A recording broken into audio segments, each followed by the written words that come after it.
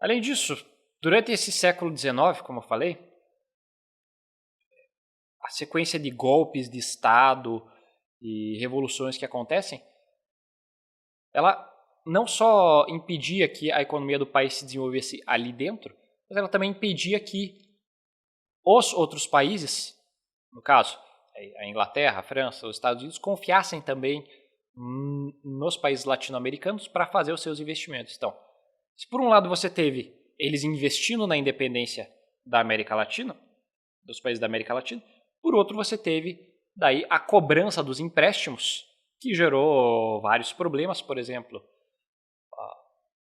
o que aconteceu aqui na Argentina, que foram dois ou três, se não me engano, bloqueios do Rio da Prata, bloqueios para a saída de navios, porque os franceses e os ingleses estavam exigindo os empréstimos que os argentinos deviam.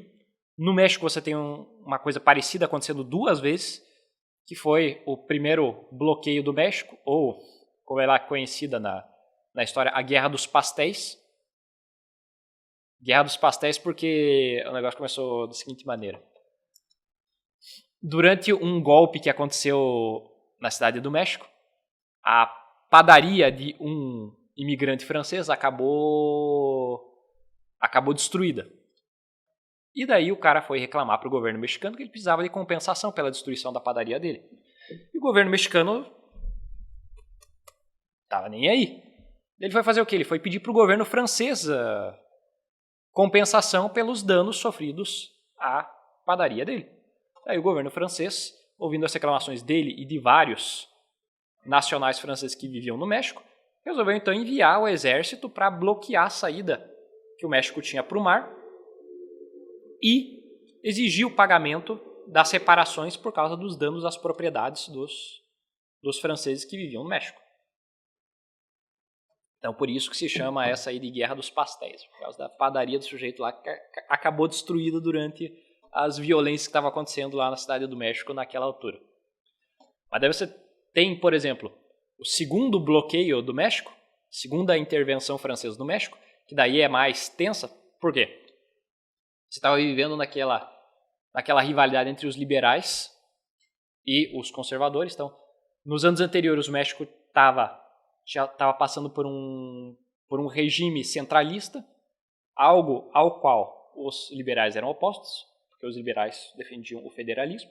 Então, estava havendo várias guerras acontecendo, e quando o país estava àquela altura em mais uma guerra civil, os franceses e outros países resolvem novamente exigir o pagamento dos empréstimos, e os conservadores mexicanos resolvem se aliar à França e ajudar os franceses a invadirem o México. Qual que era a proposta? Os liberais estão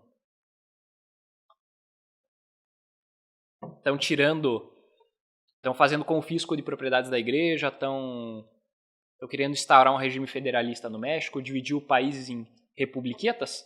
Então, quem sabe se os franceses instalarem um novo regime aqui, eles possam nos ajudar a manter o país em ordem. Então, os conservadores mexicanos ajudaram os franceses a se estabelecerem. Os franceses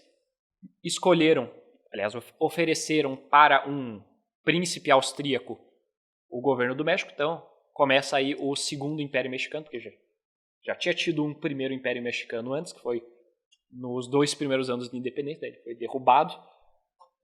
Daí, nesse segundo Império Mexicano, esse príncipe austríaco assume como governante do México, e ele tinha a função de manter o regime tal como os conservadores defendiam. Só que passaram anos e anos e anos e os liberais não baixaram armas. E daí, quando os franceses viram que não tinha como conter a situação, eles abandonaram o país, deixaram os conservadores por si mesmos.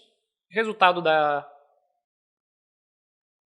brincadeira: os conservadores foram derrotados, os liberais executaram o imperador do México de então, Maximiliano, e você vê, nos anos seguintes, novas medidas antirreligiosas sendo tomadas aí pelo Benito Juárez, que foi o presidente que assumiu o México em seguida. Daí depois você vai ver a instauração de uma nova ditadura com Porfírio Dias. Curiosamente, nesse período de ditadura foi aquele em que o México melhor se desenvolveu no século XIX, quando você tem alguém com mão de ferro ali para manter a ordem, fazer os partidos dissidentes sossegarem. Você tem daí uma oportunidade para ver suas primeiras ferrovias sendo construídas, a mineração sendo retomada. Então, esse foi o fim para o México e, por enquanto, daqueles problemas que vinham arrastando o país desde a independência. Depois a coisa vai sair do esquadro de novo lá para frente. Mas isso aí, esse não é o foco bem hoje. O foco aqui é mostrar as origens desse subdesenvolvimento da América Latina, não como ele se prolongou exatamente até hoje. A gente vai falar um pouco no final disso. É só de relance.